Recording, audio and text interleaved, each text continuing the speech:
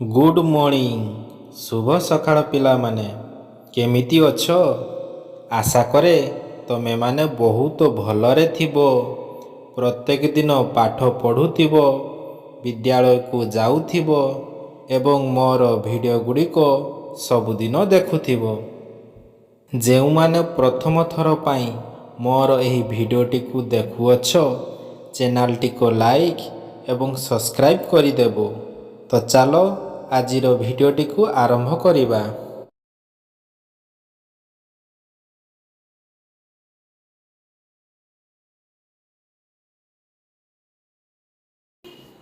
କାର୍ଯ୍ୟଫର୍ଦ୍ଦ 3 ଆକଳନ 1।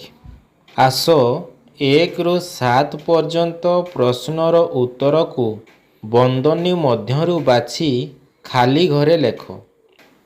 1 ନମ୍ବର, ପାହାଡ଼ ପଡ଼ିଆ ନଗର ସବୁ କେଉଁଥିରେ ଗଢ଼ା ହୋଇଛି ବୋଲି କବି କହିଛନ୍ତି? ପାହାଡ଼ ପଡ଼ିଆ ନଗର ସବୁ ଧୂଳିରେ ଗଢ଼ା ହୋଇଛି ବୋଲି କବି କହିଛନ୍ତି। ପ୍ରଶ୍ନ 2, ଆମେ ପରକୁ କିପରି ଆପଣାର କରିପାରିବା? ଆମେ ମଧୁର କଥା କହି ପରକୁ ଆପଣାର କରିପାରିବା। ପ୍ରଶ୍ନ 3, କିଏ ଲୋକମାନଙ୍କର ହିତ ସାଧନ କରୁଛି? ବନ ଲୋକମାନଙ୍କର ହିତ ସାଧନ କରୁଛି। ପ୍ରଶ୍ନ 4, କୋଟି କୋଟି ତାରକା କେଉଁଠାରେ ଦେଖାଯାଆନ୍ତି? କୋଟି କୋଟି ତାରକା ଆକାଶରେ ଦେଖାଯାଆନ୍ତି। ପ୍ରଶ୍ନ 5, ସେ ଏକା ବୋଲାଏ ଜଗତେ ଡେସ୍ଙ୍କ ଚୋର। ସେ ଏକା ବୋଲାଏ ଜଗତେ ଦୟାମୟଙ୍କ ଚୋର।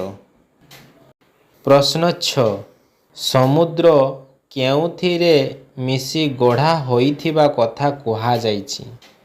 ସମୁଦ୍ର ଅସଂଖ୍ୟ ଜଳକଣା ମିଶି ଗଢ଼ା ହୋଇଥିବା କଥା କୁହାଯାଇଛି। ପ୍ରଶ୍ନ 7, ତୋଫା ଶବ୍ଦର ଅର୍ଥ ବନ୍ଦନୀ ଲିଖିତ କେଉଁଟି ଶବ୍ଦଟି ହେବ? ତୋଫା ଶବ୍ଦର ଅର୍ଥ ସୋଫା। ପ୍ରଶ୍ନ 8, ଛୋଟ ଛୋଟ ଶବ୍ଦକୁ ଆଗରେ ରଖି ଆଉ ଗୋଟିଏ ଶବ୍ଦ ଲେଖ।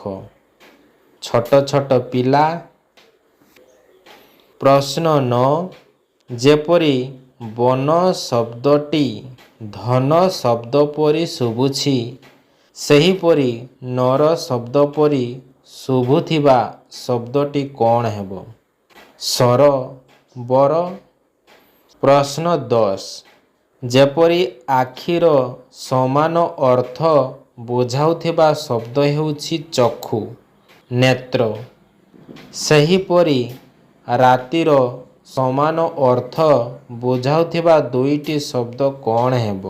ରଜନୀ, ରାତ୍ରି।